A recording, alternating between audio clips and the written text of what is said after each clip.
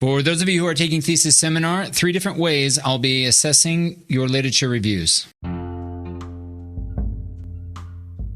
I'm Benjamin Stewart at benjaminlstewart.org.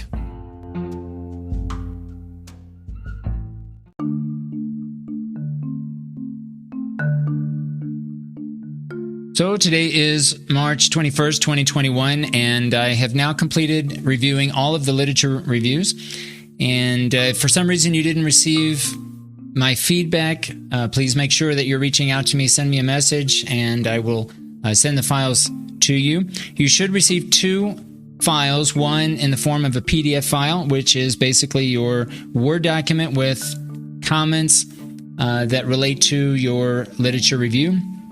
And also you should receive a second file in the form of a video, which shows writing issues as detected by Grammarly. So I want to talk about essentially 3 different ways, or 3 types of feedback, or 3 different ways that I'll be assessing your literature review. The first, as I've already mentioned, the comments listed in Word.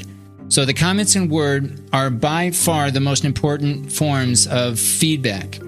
Often I will include a link with the comment that I'm leaving in Word, where I suggest you visit different pages in Notion. So some of the most common pages that you'll be viewing probably will be the literature review guide, the meal plan, the page dedicated or explaining the introduction paragraph. We have another page on the transitional paragraph, which is the last paragraph of your literature review.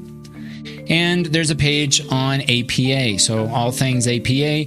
Specifically, there is a SWAY presentation, and at the end, if you go to Chapter 10, within that presentation, you'll see some examples of some of the common references.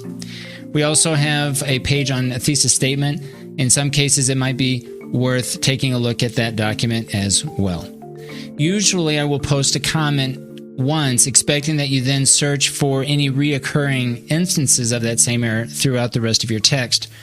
A good practice is to find one case where I have suggested a change, and let's say, for example, it's based on certain words to avoid.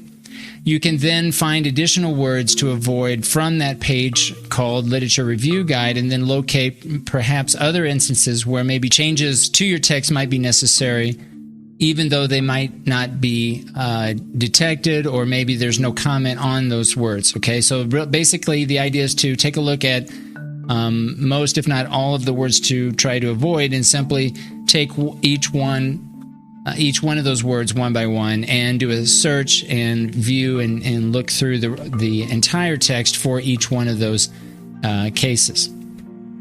Now, the second way that I'll be evaluating your literature review is through Grammarly. Now, Grammarly is a mixed bag. On one hand, it does a decent job detecting some of the obvious writing issues, such as subject-verb agreement, passive voice, punctuation errors, etc. On the other hand, simply relying on all of the suggested changes would be a grave mistake when writing an academic essay. And really, it could actually worsen the final draft. Also, there are cases where I leave comments in Word that relate to structural or organizational changes and would require first a rewrite before really applying any of the issues that were detected by Grammarly. Consider the following 3 scenarios to determine which would best apply to your case. Scenario number 1. You receive a Grammarly check of your text along with any comments in Word, and you determine there are sections that need to be reorganized. You take into consideration the issues detected by Grammarly when you restructure first or reorganize before rewriting your text, and looking specifically again at those same issues perhaps that were detected originally in Grammarly. Scenario number 2, you receive a Grammarly check of your text along with my comments in Word, and you determine that the organization is fine, but changes to the mechanics are necessary. You check one by one each issue detected by Grammarly and determine if a change is needed, first taking into consideration the comments that were left in Word. So the comments in Word take precedent over anything related to Grammarly. There might be some changes or some issues that are detected by Grammarly that need to be overlooked, that need to be ignored, or maybe need to be changed in a different way based on the comments that I left in Word. So again, first, take into consideration the comments that I left in Microsoft Word. Scenario number 3. You do not receive a Grammarly check of your text, which is more than likely because there were enough changes related to organization that perhaps Grammarly check would be of little use. So in those cases, you might just receive the my comments. So regardless of the 3 scenarios, if anyone wants me to run a Grammarly check, when you think that you're ready for maybe another check to to review your text, then feel free to request it. And I'll be happy to send you a video, again, with your Grammarly check. But again, it depends a lot on where you are in the writing process. And again, make sure that the organization is such that, for the most part, those structural changes are not necessary. Now, the third way I'll be assessing the literature reviews is through a grade. Each one of you will receive a PDF of your Word document assignment submission with my comments along the right-hand side of the text. The name of the PDF file will be your name with an underscore and a number, for example, 80.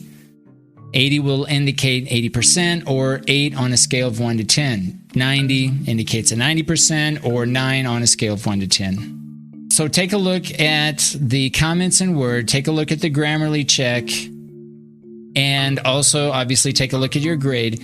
And the grades are provisional in that I'm expecting everyone to continue to make changes until the final draft due May 21st, 2021. So I'm expecting changes to be made, improvements to the text.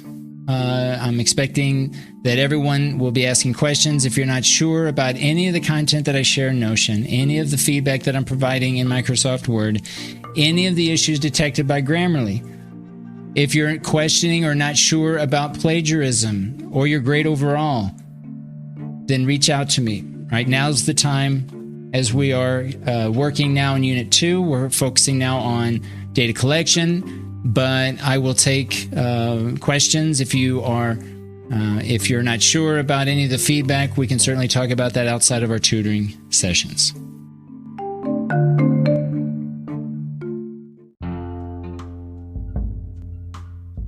I'm Benjamin Stewart at benjaminlstewart.org.